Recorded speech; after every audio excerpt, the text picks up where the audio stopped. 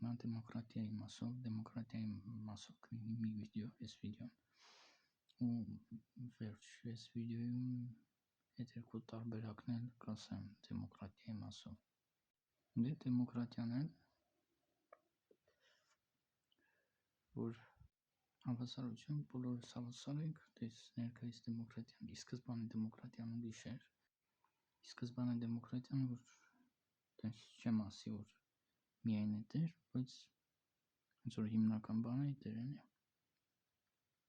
չգիտեմ մենակ էդ էր թե ոչ հաստատ, բայց հիմնականում որ հաստատ էդ էր, ուրեմն էդ ենա, որ մեծամասնությունն է որոշում, դե ներկայիս դեմոկրատիան համ էդ, որ մեծամասնությունը որոշի, ու համ էլ, որ ասենք տվյալ ասենք խումբը հավասար իրավունքներ ունենա,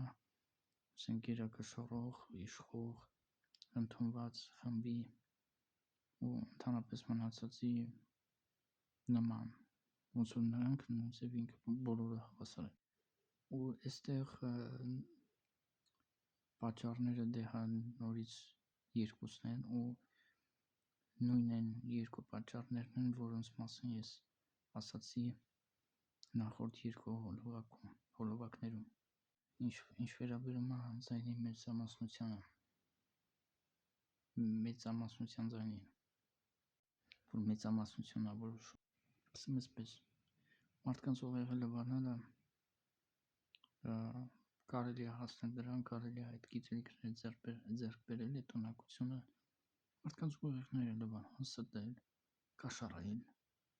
կամ որ ասենք իրենց մեջ գտնվեն մարդիկ, ովքեր շահ են հետապնդում, իրենք ամեն ինչին հասկանան, որ դու սուտ ես կամ չիմանան դու ճիշտ ես թե չէ, բայց տենան որ եթե քո հետ լինեն շահ կարան ստանան դրանից կամ դրանից իրոք շահ կա, իրանք անցնեն քո կողմը կամ չգիտեմ, կասեն ինչ որ դու ես ուզում, այսինքն եթե մեծամասնությունն է մի բան ասում, դա չի նշանակում, որ դա ճիշտ է, դա նշանակում է, որ մեծամասնությունը ընդունել են։ Ես այդ մասին խոսելիս օրինակ էի բերում, այն որ հին ժամանակներում քարե դարում, չգիտեմ մոտավոր այդ ժամանակներում մարդիկ երբ որ կայծակ էր գալիս, մտածում էին, որ Աստված բարկացավ, անձ էր վեր գալիս, մարդիկ մտածում էին, որ Աստված լացում է, տիեզերքն է լացում, երկինքը, երբ որ արև էր փայլում, շողում, արևոտ եղանակ էր, մտածում էին, որ Աստված մեծամասնություն է, բայց հիմա ինձ ասում են, որ տենց չի եղել, ոնց տենց չի եղել, մտեք կարդացեք, դա ամեն տեղ կգտնեք,